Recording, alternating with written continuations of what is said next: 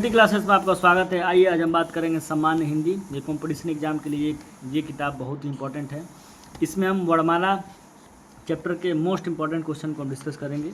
और अगर आप तैयारी करते हैं तो ये वीडियो जरूर देखिएगा, हिंदी वर्णमाला व विराम चिन्ह। तो आज हम हिंदी वर्णमाला के जितने MCQ हैं उन सभी MCQ को कवर करेंगे इस किताब में का।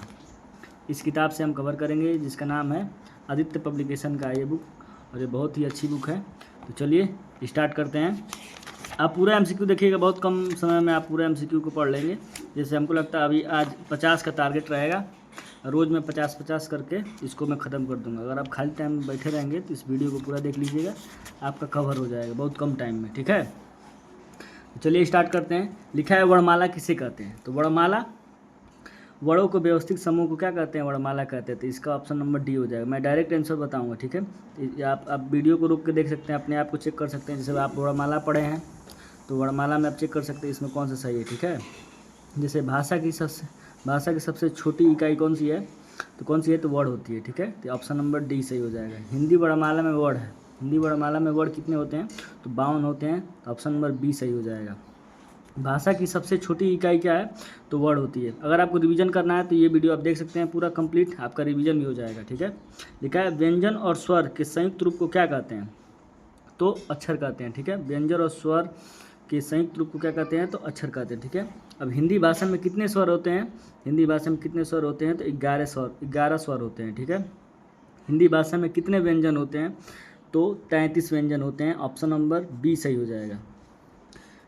फिर लिखा है एक से अधिक वर्णों को मेल को क्या कहते हैं, एक से अधिक वर्णों को मेल को कहते हैं अक्षर कहते हैं, ठीक है। तो ऑप्शन नंबर ए सही हो जाएगा। हिंदी वर्णमाला में व्यंजनों की संख्या कितनी होती है, 32 होता है कि 34 होता है कि 36 कि 33, यहाँ पे ऑप्शन नंबर सी अभी बताएं आपको। व्यंजनों की संख्या कितना 33 होती है। मूल व्यंजन हमको लगता है 39 होते हैं, ठीक है। फिर आप आगे आएंगे, यहाँ पर लिखा है हिंदी में ध्वनि कितने प्रकार की होती हैं, तो 2 प्रकार की होती हैं ध्वनि, ठीक है। इसको याद रखें, 2, 6, 4, 8। देखिए ये सब पूछा गया वीडियो एग्जाम में पूछा गया है, UP SSSC में पूछा गया है। तो ये इंपॉर्टेंट है, इसको आप याद रखे रहेंगे, स्टार बना लीजिएगा, ठीक है। लिखा है वर्णमाला में स्पर्श व्यंजनों की संख्या कितनी है, तो 25 है। स्पर्श व्यंजनों की संख्या कितना है वर्णमाला में, तो 25 है। भाषा की सार्थक लघुत्तम इकाई किसे माना जाता है, तो शब्द को माना जाता है, ठीक है। भाषा की सार्थक लघुत्तम इकाई किसे माना जाता है, तो शब्द को। अब लिखा है लिपि चिन्हों के क्रमबद्ध समूह को क्या कहते हैं, तो वर्णमाला कहते हैं। लिपि चिन्हों के क्रमबद्ध समूह को क्या कहते हैं, तो वर्णमाला कहते हैं। ये बहुत ही इंपॉर्टेंट है ये क्वेश्चन, आप इसको स्टार बना लीजिए। हर बार पूछा जाता है एग्जाम में, इस बार भी हो सकता है। UP पुलिस के एग्जाम में जिस एग्ज़ाम में अगर हिंदी आता है, जैसे SSGD हो गया, तो उनके लिए बहुत इंपॉर्टेंट है। अगर आप रिवीजन तौर पे इस वीडियो को देख सकते हैं, ठीक है। यहाँ पे लिखा है वर्णों के समुदाय को क्या कहते हैं, तो वर्णमाला कहते हैं, ठीक है। हिंदी भाषा में कुल व्यंजन कितने हैं, अब हिंदी भाषा में कुल कितने व्यंजन होते हैं, तो 33 होता है। अभी आपको बताया गया, यही बार बार रिवीजन होता है क्वेश्चन में। जैसे बिहार पुलिस कांस्टेबल में पूछा गया है, ठीक है। शब्द की सबसे छोटी इकाई क्या कहलाती है, तो आपको पता होगा वर्ड, ठीक है। शब्द की सबसे छोटी इकाई वर्ड ही होती है, आपको ऐसे याद रखना है। तो ऑप्शन नंबर बी सही हो जाएगा। स्वर नहीं होगा, ना व्यंजन होगा, ना अयोगवाह होगा, ठीक है। अब 18 नंबर क्वेश्चन को देखेंगे। यहाँ पे लिखा है निम्न में दीर्घ स्वर है। इनमें दीर्घ स्वर कौन है, तो ई है, छोटी ई है कि ए है कि बड़ा है कि ई है, तो यहाँ पे दीर्घ स्वर ई है, ठीक है। ऑप्शन नंबर बी सही हो जाएगा। अब हम आ जाएंगे 19 नंबर क्वेश्चन पे। यहाँ पे लिखा है निम्नलिखित में से कौन सा मूल दीर्घ स्वर नहीं है। मूल दीर्घ स्वर नहीं है, कौन सा नहीं है, आ है कि बड़ी ये ओ, यानी कि हमको लगता है ओ नहीं है, ठीक है। तो ऑप्शन नंबर ओ हो जाएगा। यहाँ पे आ, बड़े ये है, लेकिन ओ नहीं है, मूल दीर्घ स्वर ये नहीं है, ठीक है। अब लिखा है हिंदी भाषा में ह्रस्व स्वरों की संख्या कितनी होती है। हिंदी भाषा में ह्रस्व स्वरों की संख्या कितनी होती है, तो 4 होती है।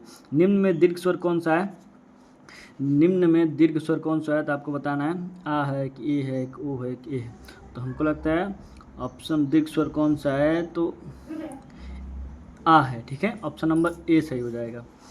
किस स्वर के उच्चारण में दीर्घ स्वर से भी अधिक समय लगता है, तो प्लुप्त स्वर में। दीर्घ स्वर से भी ज़्यादा समय किस में लगता है, किसके उच्चारण में लगता है, तो प्लुप्त स्वर है, ठीक है। ऑप्शन नंबर डी सही हो जाएगा। प्लुप्त स्वर कौन सा है, तो ऊड़म होता है, ठीक है। ओयम ओम ऊड़म होता है प्लुप्त स्वर।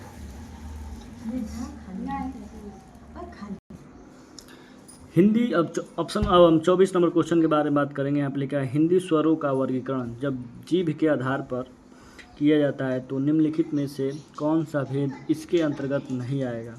तो कौन सा नहीं आएगा? अग्र स्वर कि मध्य स्वर कि पचस स्वर कि विवृत स्वर नहीं आता। अग्र मध्य पचस आता है लेकिन विवृत नहीं आता। ऑप्शन नंबर डी सही हो जाएगा। ठीक है, यहाँ पे लिखा है मध्य स्वर कौन होते हैं? तो आपको बताना है ई होता है, आ होता है, सिर्फ अ होता है अ। यहाँ पे ऑप्शन नंबर डी हो जाएगा।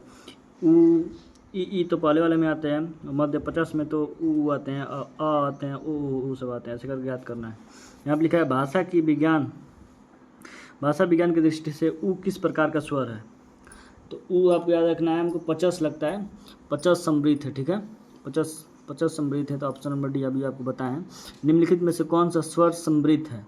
स्वर समृद्ध है, आ है कि ओ है कि ई है कि ए है? तो यहाँ पे ऑप्शन नंबर ई हो जाएगा, छोटी ई वाला। ठीक है, स्वर समृद्ध है, आ ओ ए नहीं होता, ई होती, इसको याद रख लेंगे, इसको भी स्टार बना लेंगे, ये बहुत इंपॉर्टेंट है। अब यहाँ पे लिखा है अर्धविवृत स्वर। अर्धविवृत स्वर कौन होते हैं? ऊ होते हैं कि ए होते हैं कि ए कि आ? तो ऑप्शन नंबर बी हो जाएगा। ठीक है, स्वर ध्वनि के प्रकार। अब स्वर ध्वनि के प्रकार आपको बताना होगा, तो दीर्घ स्वर, ह्रस्व स्वर, प्लुप स्वर, उपयुक्त तीनों। तो इसमें तीनों स्वर ध्वनि के प्रकार तीनों, तो उपयुक्त तीनों हो जाएंगे। ठीक है, अब लिखा है हिंदी की अग्र अवृत्ताकार समृद्ध स्वर ध्वनि है। तो आ है कि ई है कि ए है? तो ऑप्शन नंबर ई हो जाएगा। ठीक है, अग्र भी है, अवृत्ताकार भी है, समृद्ध स्वर ध्वनि भी है, तो ई है। ठीक है, ये भी इंपॉर्टेंट, ये क्वेश्चन आपके एग्जाम में आ सकता है, ये पीजीटी में आया है, ये जितना क्वेश्चन है सारा पूछा गया है। ठीक है, यहाँ पे लिखा है स्वरों को उच्चारण में लगने वाले समय को क्या कहते हैं? तो मात्रा कहते हैं। स्वरों को उच्चारण में लगने वाले समय को क्या कहते हैं? मात्रा के ह्रस्व के अनुसार क्लुप्त मात्रा कहते हैं। मात्रा स्वर को क्या कहते हैं? समरूप, ग्रेफिम। ठीक है, अब यानी कि बी सही हो जाएगा। अब यहाँ पे देखेंगे ओ औ किस प्रकार के वर्ड हैं? तालव्य हैं कि दंतोष्ठ हैं, मूर्धन्य है कि कंठोष्ठ हैं?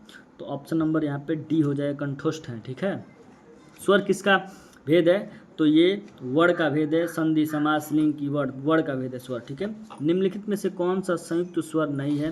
तो यहाँ पे ए है कि ए होगा, क होगा कि ऊ होगा? तो यहाँ पे ऑप्शन नंबर सी सही हो जाएगा, ऊ होगा। निम्नलिखित में से कौन सा स्वर कंठ तालव्य है? कंठ तालव्य होगा तो ई होगा कि ओ होगा कि आ होगा कि ए होगा? आपको इस वीडियो को रोक आपको चेक करना है कि आपका सही हो रहा है कि नहीं। तो ऑप्शन नंबर यहाँ पे डी ए हो जाएगा। निम्नलिखित में से कौन सा शब्द में अनुनासिकता है? सी संभालना, संभव, संभावना, संभावित। यहाँ ऑप्शन नंबर सी हो जाएगा, संभावित हो जाएगा, संभालना हो जाएगा। ठीक है, और यहाँ पे कौन से शब्द में अनुनासिकता है? ठीक है, कौन से शब्द में अनुनासिकता है? तो कदम है, कंगन है, कंठाग्र है कि कंटीला है? तो यहाँ पे ऑप्शन नंबर सी हो जाए, कंटीला हो जाए। किस वर्ण का उच्चारण स्थान कंठ तालु है? किस वर्ण का उच्चारण कंठ तालु से किया जाता है? ह होगा कि ओ होगा कि छ होगा कि ए होगा? ठीक है, तो यहाँ पे ए होगा, कंठ से बोला जाता है ए। ठीक है, यहाँ पे ए के उच्चारण कंठ तालव्य। अब यहाँ पे लिखा है स्वर ए का उच्चारण स्थान है ए जो होता है कंठ तालव्य। अभी आपको बताएं मात्रा के आधार पर स्वर कितने प्रकार के होते हैं? तो मात्रा के आधार पर स्वर 3 प्रकार के होते हैं। मात्रा के आधार पर पूछा तो 3 होगा, और इस तरह आपको पता ही होगा जो आपको पीछे बताएं। वर्ण तालिका के अनुसार ह्रस्व, दीर्घ और प्लुप्त क्या है? वर्ण तालिका के अनुसार अगर पूछा जाए ह्रस्व और दीर्घ और प्लुप्त क्या होता है, कि स्वर होता है कि मात्रा हो कि व्यंजन हो कि विसर्ग होगा? आपको बताना है स्वर होगा। ठीक है, जिस ध्वनि के केवल मुख से निकलती जिनकी ध्वनि केवल मुख से निकलती है वे होते हैं निर्नुनासिक स्वर होते हैं। ठीक है, तो ऑप्शन नंबर डी सही हो जाएगा।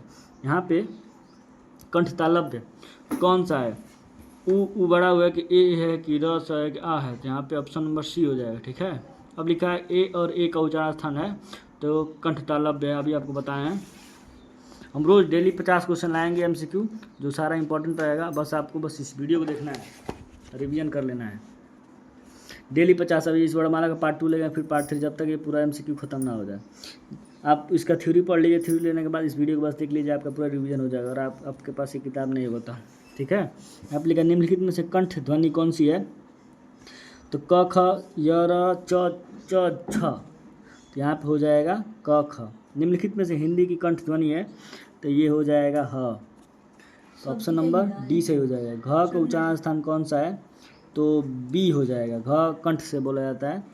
अब निम्न में से कंठ वर्ण है अ आ ह विसर्ग, यहाँ पे ऑप्शन नंबर बी से हो जाएगी। ये सब नहीं होगा।